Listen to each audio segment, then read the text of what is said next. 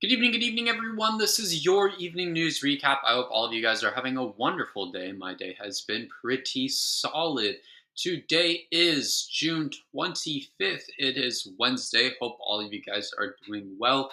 This is your nightly news podcast on all the news throughout the day, giving you my take as somebody who aspires to be a politician in the near future. I'm going to take a sip of water real quick. Anyhow, hope all you guys are doing well. A majority of this news recap was done on a TikTok live. So, if you haven't checked out my TikTok before, check it out. I recorded, or I didn't record, but, I wrote a lot of this news recap on, that TikTok live. So if you guys are interested in seeing, more content of me, I think over the next few days, I'm going to be, maybe doing some TikTok lives while I do the news recap. We'll see. But, I think I will be doing that tomorrow and Friday. So I'll let you guys know, or I guess I won't let you guys know. Figure it out. Check my TikTok, and maybe you guys will see the live notification. But, with that being said, hope all you guys are doing well. It's been a pretty slow day for the most part. Wasn't that much information going around. But, that's just kind of how it goes some days. Yeah. With that being said, let's get right into the news recap today. So we're going to go over here. Okay. Moving right on into the Trump administration segment today, going back to two segments today, as we only have the Trump administration segment and other news segments. The first topic we have today is a NATO chief says Daddy Trump helped resolve the war between Israel and Iran. I'm not joking on that one. NATO Secretary General Mark Rutte referred to Trump as daddy after Trump slammed Israel and Iran for continuing the war. Before departing the NATO summit in the Netherlands yesterday, Trump swore, which prompted Rutte to say, "Daddy has to use tough language." This came after after he had praised Trump for authorizing strikes on Iran. This is definitely something. I never thought I'd hear those words from an elected official. Maybe one of the MAGAs, but a NATO chief is wild. I feel like I've walked in on Trump and his side piece, to say the least. Reading that made me uncomfortable. That was the first thing I read this morning. That was the first article I wrote today. That was what I woke up to. That's, what? Sure. You know what? I'm not going to kink shame. To each their own. Anyways, moving on. Trump has admitted that ending the war in Ukraine is difficult for the first time. Trump spoke with reporters at the NATO summit in Hague, where he would admit that negotiations for the war in Ukraine are hard. Trump spoke with Australian reporter Johannes Petrov when asked about his failure to end the war in Ukraine. Petrov asked Trump, "But you've been in office for 5 months and 5 days. Why have you not been able to end the war in Ukraine?" Trump would say Putin has been difficult. He also talked about Zelensky being difficult as well. Trump was asked about sending more money to Ukraine when he would reply, "We'll see what happens." He would go on to say, "There's a lot of spirit. Look, Vladimir Putin really needs to end that war. People are dying at levels people haven't seen before in a long time." I don't think Trump is going to be the one to end the war. This situation hasn't seen any movement for a few months now. That's why, this Ukrainian official withdrew his Nobel Peace Prize nomination.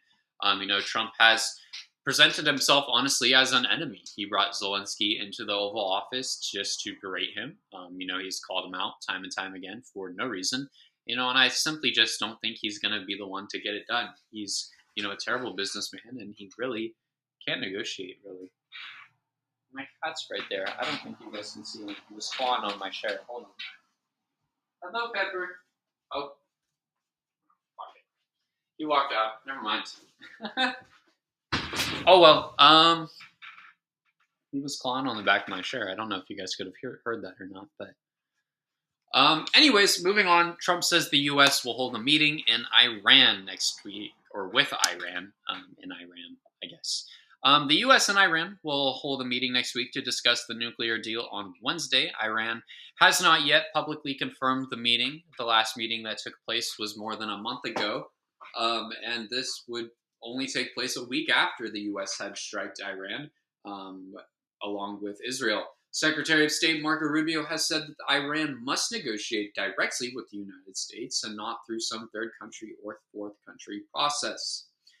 Honestly, I hope this one isn't a lie. But does Iran know about this one? Question mark. We'll see. Of course, I do agree that the United States and Iran should hopefully, go in person to negotiate and hopefully be fair. Of course, Israel did, attack Iran for no reason, and so did the United States. There's no nukes there, and there likely never will be. So it's just very interesting, to say the least. We'll see. I do wonder if Iran knows about this meeting or not, though. Anyhow, Trump says a CNN reporter should be fired. Trump has called for the firing of a CNN reporter who reported on the Iranian nuclear sites not being fully destroyed. In his post, he wrote, Natasha Bertrand should be immediately fired from CNN. I watched her for 3 days doing fake news. She should immediately be reprimanded and thrown out like a dog. She lied on the laptop from Hell story, and now she's lying on the nuclear site story, attempting to destroy our Patriot pilots by making them look bad when they did in fact do a great job and hit the pager. Total obliteration. She should not be allowed to work at fake news CNN. It's people like her who have destroyed the reputation of a once great network. Her slant was so obviously negative. Besides, she doesn't have what it takes to be an on-camera correspondent. Not even close. Fired Natasha. I mean, Trump is clearly just mad here about people calling him out on his lies. Let's be real. The attack honestly did fail. These nuclear sites were only set back 1 or 2 months, according to Iran, and most of the uranium was moved from the sites anyways. This war needs to end. It's just a waste of taxpayer dollars and manpower. Multiple reports and even satellite imagery shows that this attack failed. It really didn't do anything. It just set them back a few months. And I mean, the fact that Trump continuously refuses to, live with that is interesting, to say the least. But, whatever floats his boat, I guess. In other news, Trump has attacked Zoran Mondani. For those who don't know, Mondani, my apologies. For those who don't know, Mondani is running to be the mayor of New York City. In another post on True Social, Trump has called out Zoran Mondani, in the Democratic candidate for New York City mayor, and called him a communist and ugly. He wrote, "It's finally happened. The Democrats have crossed the line. Zoran Mondani is 100% a communist lunatic. He has won the Dem primary and is on his way to becoming mayor. We've had radical lefties before, but this is getting a little this is getting a little ridiculous. He looks terrible, his voice is grating, and he's not very smart. He's got AOC plus 3 dummies all backing him, and even our great Palestinian senator crying Chuck Schumer is groveling all over him. Yes, this is a big moment in the history of our country." Trump sounds like he's projecting. Most of the time when he degrades others on the political sphere, it just sounds like he's projecting his own insecurities on them. I think Mondani will be a great candidate for New York, especially with his values. I hope this will, lead people or shift people to realize that being progressive is genuinely good for society, especially when it benefits their day-to-day lives. I know Mondani has, a lot of policies like free public transport, raising the tax on the higher class, preventing landlords from, raising rent, and so much more, which would be really great if we had those across the United States. Unfortunately, we don't. But hopefully, this shifts people to realize, hey, these socialist values, aren't the worst, and they actively benefit Americans rather than the capitalistic society we have today that benefits the corporation and the rich. These values will actually benefit you, the American citizen, and the American people. Moving on, Trump has demanded Israel to pardon Benjamin Netanyahu. In a post on True Social, Trump has called for the pardon of Benjamin Netanyahu from Israel. In his post, he wrote, "Breaking news! I was shocked to hear that the state of Israel, which has had one of its greatest moments in history, is strongly led by Bibi Netanyahu, is continuing its ridiculous witch hunt against their great wartime prime minister. Bibi and I went through hell together, fighting a very tough and brilliant longtime enemy of Israel, Iran. And Bibi and I couldn't have been better, sharper, or stronger in his love for the incredible Holy Land. Anybody else would have suffered losses, embarrassment, and chaos. Bibi Netanyahu was a warrior like perhaps no other warrior in the history of Israel, and the result of something that nobody has thought was possible, a complete elimination of potentially one of the biggest and most powerful nuclear weapons around the world, and it was going to happen soon. We are fighting literally for the survival of Israel, and there is nobody in Israel's history who has fought harder or more competently than Bibi Netanyahu. Despite all of this, just learning that Bibi has been summoned to the court on Monday for the continuation of his long running. He's been going through this horror show since May 2020, unheard of. This is the first time a sitting prime minister of Israel has ever been on trial. Politically motivated case concerning cigars, a Bugs Bunny doll, and numerous other unfair charges. In order to do him great harm, such witch hunt for a man who's given so much is unthinkable to me. He deserves so much better than this, and so does the state of Israel. Bibi Netanyahu's trial should be canceled immediately, or a pardon should be given to a hero who has done so much for the state. Perhaps there is no one that I know who could have worked better in harmony with the President of the United States, me, than Bibi Netanyahu. It was the United States of America that saved Israel, and it's going to be the United States of America that saves Bibi Netanyahu. This travesty of justice cannot be allowed.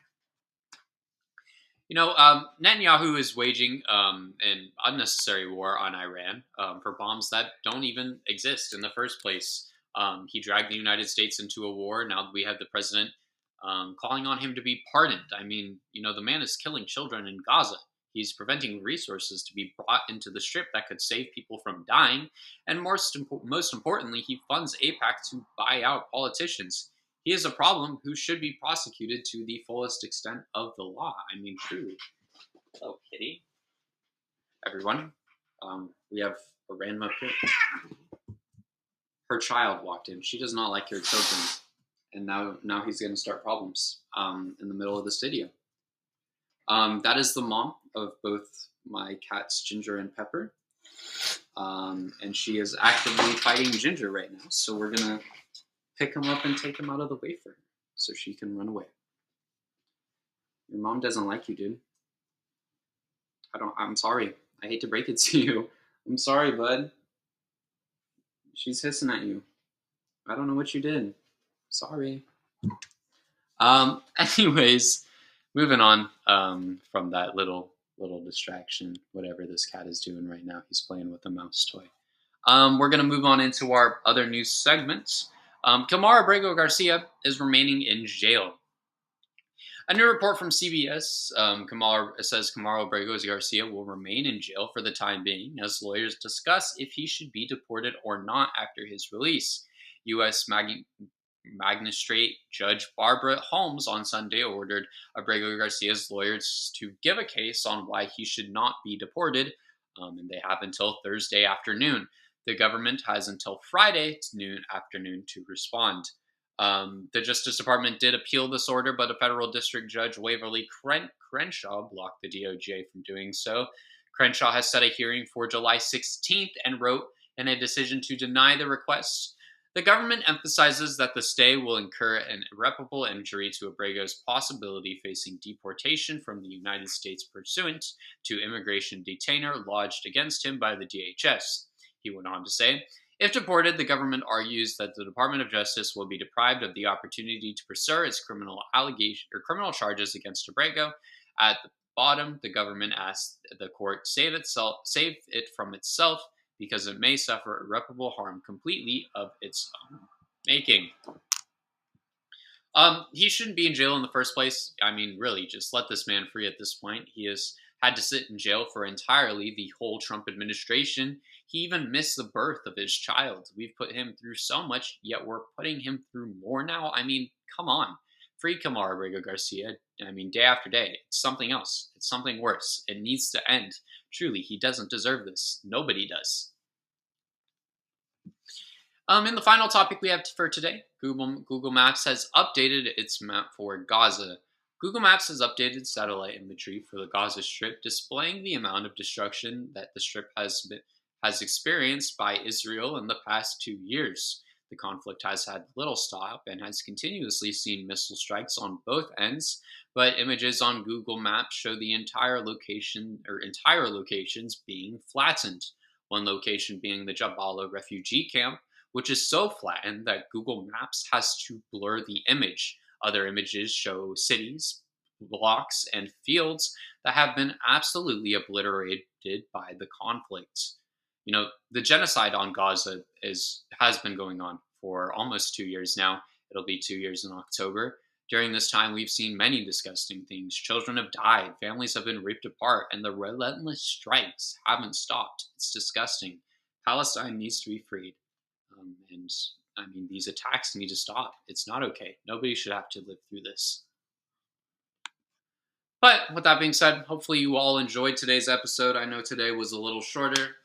That's just kind of how it goes on these shorter days. But I hope you all enjoyed it. Not too much for me to yap about today.